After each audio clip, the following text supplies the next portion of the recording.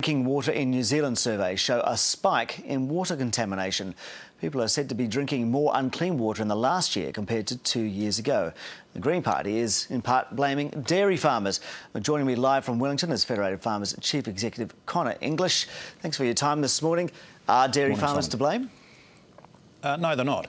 What the report doesn't say actually is that there's a spike. What it says is that the frequency of monitoring hasn't been sufficient in some areas, so therefore, technically speaking, those areas haven't been compliant. Right, so those areas haven't been compliant, they're being monitored now, and that shows that there is contamination. Well, no, it's not. No, it's some of those areas still aren't being monitored properly, and it's important to remember that these areas that they're talking about is in the urban environment, and look, it highlights some of the concerns that people have about what we put down our toilets, what we put through our dishwashers, our washing machines. That all goes into the water supply, and I think it highlights the need for investment in some of our urban cities. Rotorua, for example, has just spent $8.5 million on an infiltration plant. That's actually had a big positive impact on their water quality up there. There are other places like Palmerston North, in Auckland, here in Wellington, places like Shannon. They all need to invest more in their infrastructure to protect the public from that increasing bacteria and also the chemicals that us humans keep pouring into our water supplies. All right, so you're saying that this is an urban problem. Then why are we getting two very different interpretations of this particular report? Well, look, that's a really good question, Simon, and I think it highlights one of the issues that we've had over the last few years with water quality. We actually, the farming community accepts that farming has an impact on the environment.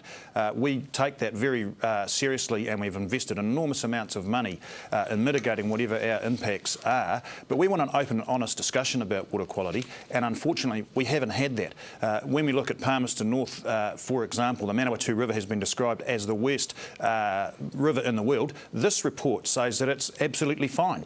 What we know is that this report here says that just on 96% of water supplies is absolutely fine, but there are some hot spots. For example, some of the places in Auckland, you've got Clark's Beach, you've got Kitchener, you've got Village Fields. They all need some attention. So you're saying that this particular too many cows that are living in Auckland. Yeah, that's true. But you're saying that this particular debate over water quality has been hijacked by a political sort of agenda from the Green Party. What I'm saying is that we need to have a bit of objectivity in it. We need to have some objective science, and we have had a number of commentators from a range of backgrounds, if you like, that have perhaps overstated some of the problems. But we accept that there are issues that need to be mitigated in the rural community. But I think the urban community needs to accept that there are issues that need to be mitigated there, and they need to front up and invest in it. Palmerston North City Council in February this year voted against spending any more money on their wastewater treatment plant to improve it. And so what's happening there is they are pumping material into the Manawatu River, which is causing pollution. They're not accepting responsibility for it, but it's very easy for them to say, oh, it's some dairy farmer, 10 miles up the river. So let's have some open and honest discussion about this, and it'd be great if the Green Party paid as much attention to the urban environment as it does to the rural environment, because you know what? People are people, and we do all want clean water. OK, so what you're saying that it's more of an urban problem than a rural problem, or are you saying it's 50-50? I mean, and what is the best form of action then? Well, look, what I'm saying is that every New Zealander needs to take responsibility for their environmental impact. It doesn't matter where you live.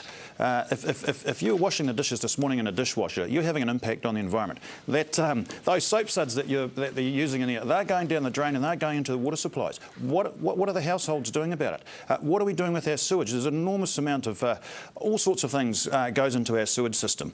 Some of those systems are absolutely deficient. They're going straight into waterways, either partially treated or not treated very well. And that's having an impact. So let's be honest about what the source of the problem is, because you know what, if we want to improve water quality in New Zealand, we have to do that, and we have to look at what the causes are, and it's not going to help anyone. It's certainly not going to help the country's reputation if we just say, oh, every time there's a bit of a problem, like the beaches close here in Wellington or the beaches close in Auckland, that it's because of the dairy farmers. There are no cows living in Wellington. There are no cows living in Auckland. So, let's get back to the real world and have an open, honest conversation about it. Connor English from Federated Farmers, thank you very much. Pleasure.